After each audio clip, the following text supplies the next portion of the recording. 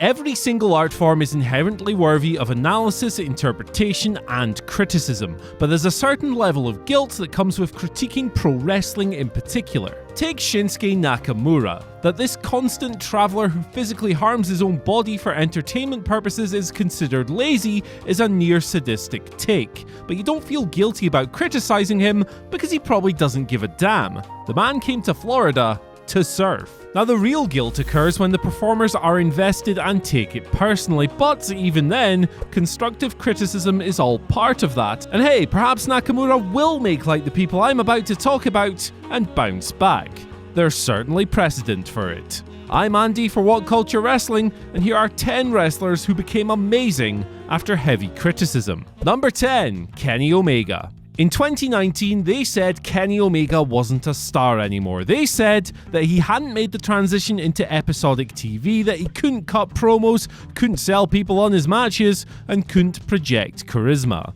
He couldn't replicate those 40-minute New Japan epics in a 2-hour TV show with commercial breaks, and, as a result, he was overtaken in the best in the world conversation. But guess what? Those takes were wide of the mark. Omega has been nothing short of exceptional in 2020, working outstanding tag team bangers with Hangman Page on a near-weekly basis, all while playing an important role as the man in the middle between his drunken stablemate and the rest of the elite. This has brought something else back into focus as well. The chemistry and feigned lack thereof serves as an awesome reminder that not since the day of Mitsuharu Misawa and Kenta Kobashi has someone excelled so abundantly in both the singles and doubles disciplines, because baby, Kenny's back. Number 9, The Undertaker. A superworker in the mid-90s, The Undertaker regressed badly in the Attitude Era, working a boring interpretation of the fashionable brawling style and flexing his protected status by giving his opponents very little. He was slaughtered, but he recovered to become the best big match wrestler in the whole world. The man was absolutely phenomenal through the mid to late 2000s. He dropped weight and added facets of his beloved MMA into his act, refining his old agile powerhouse style to credibly work technicians like Kurt Angle. On top of this, in constantly learning and adapting, he perfected pro wrestling psychology by showing vulnerability at the peak of his career, using his melodramatic masterpieces with Shawn Michaels and Triple H to add layers of real pathos to his grand WrestleMania street classics. Even after a few disasters, Taker was and somehow still is capable of the old brilliance, and if you don't believe me, well, go and watch Extreme Rules 2019 again. Long live the Graveyard Dogs. Number 8, Kenta. Kenta has taken to hilariously burying the Hideo Itami character and his time in WWE on Twitter in a smart attempt at trying to disassociate fans from that dire phase of his career. Cursed by injury, Itami was well positioned to transcend the language barrier because of his incredible aura and presence, but by the time he arrived in WWE, his style, look, and moveset had been pillaged by an entire generation, and without the confident swagger, he couldn't get over. His aura, well, that vanished entirely. But whether he acknowledges it or not, he has adapted that WWE experience to his New Japan run, becoming more deliberate, methodical, and nastier. He does this to antagonize a set of fans trained to rally behind frenzied fighting spirit. Now, he has repositioned himself as one of New Japan's top heels, and at the New Beginning in Osaka, a legitimate draw. In balancing his act in a way that removes the Itami stigma but maintains the Kenta heat, the man has revived himself. Number 7, Braun Strowman. This man's critical arc has come full circle. When The Undertaker reportedly refused to work with him at Mania 32, Braun was conflated with Hayde Vanson and Nathan Jones, but then, stunningly, he revealed his ability to work legitimately dynamic spectacles made all the more jaw-dropping by his massive frame. His 2017 feud with Roman Reigns was so damn awesome that those same fans who once ripped him to shreds were campaigning for a world title run. Braun became incredible. But sadly, that campaign has now ended. It's just too remote a possibility to ever get behind, and his body might just be failing him now as well, with Strowman visibly slower and less explosive in the ring. Number 6, Hirooki Goto. A secret MVP of New Japan's rise to critical acclaim, the bruising Goto is and was depended upon to deliver killer main events on B-level shows in the role of a perennial challenger. The problem is that he was depended upon too often. Goto lost a lot, and as a result, his matches took on an air of apathy. The perception became that he was an overexposed geek, the eternal bridesmaid, and an impossible guy to invest in.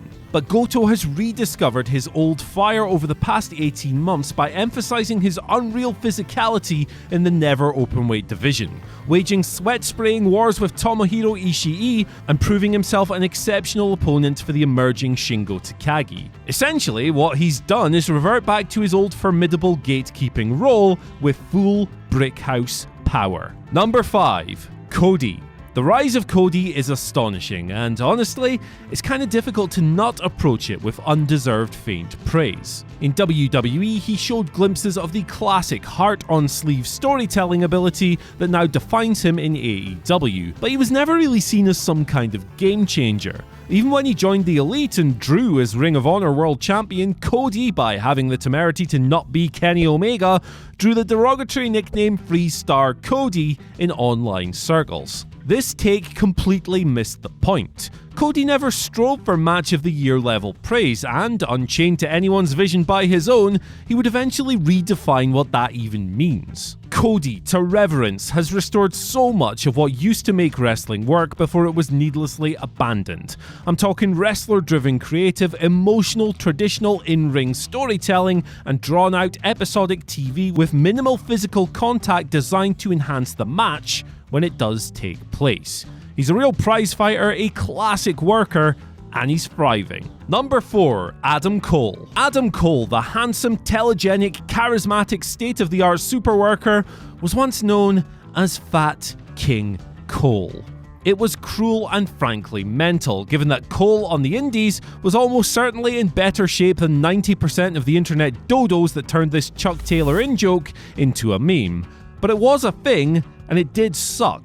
Cole emerged from this chrysalis period to answer those criticisms almost overnight. He arrived in NXT in 2017 a far slighter performer, a physique that lent itself superbly to his role as a modern-day Edge for this incredible generation. An escapologist boasting sublime facial expressions with which to project high drama in his stunning main events. Number 3. Chris Jericho. It's kinda crazy to reconcile now, but people were actually writing Jericho off in 2019, despite becoming a world champion, a top guy, and a real ratings draw after one of his most entertaining reinventions ever. They buried his New Japan match with Kazuchika Okada at Dominion, perhaps because the flash pin deprived them of Okada's trademark seminal finish. Then, they took his Double or Nothing main event as further evidence of his decline, because it wasn't quite as great as his first match with Kenny Omega. But Jericho roared back into form upon the launch of AEW Dynamite. There is no TV wrestler alive who is as entertaining as Les Champions,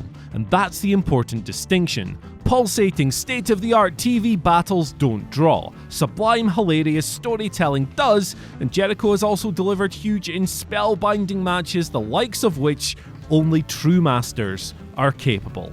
Number 2. Dustin Rhodes. This is essentially Dustin's defining character trait in 2020. He is the old horse that everybody at one point or another, be they fans, critics, or even his own flesh and blood, has tried to melt down into glue. But he has used critical savagery and the apathy of his former employer as fuel to stick around and start in an industry that is only now giving him his proper due. Dustin weaponized this criticism to incredible effect at AEW's first ever show, at which he engineered a level of drama the entire industry had lacked for decades by selling a ghastly blade job so well that TV fans in the arena were actually concerned for his well-being. He snapped them into a state of euphoria when executing a perfect Code Red, and the PG continuation of this performance has strongly enhanced Dynamite. When he kicks the mat and stretches his hand to his tag partner wearing an expression of wincing pain, Dustin commands a detached modern audience to fall into the spell that only proper workers can cast. Number 1. Brock Lesnar. Brock Lesnar responded to fierce criticism in 2018 with a shrug.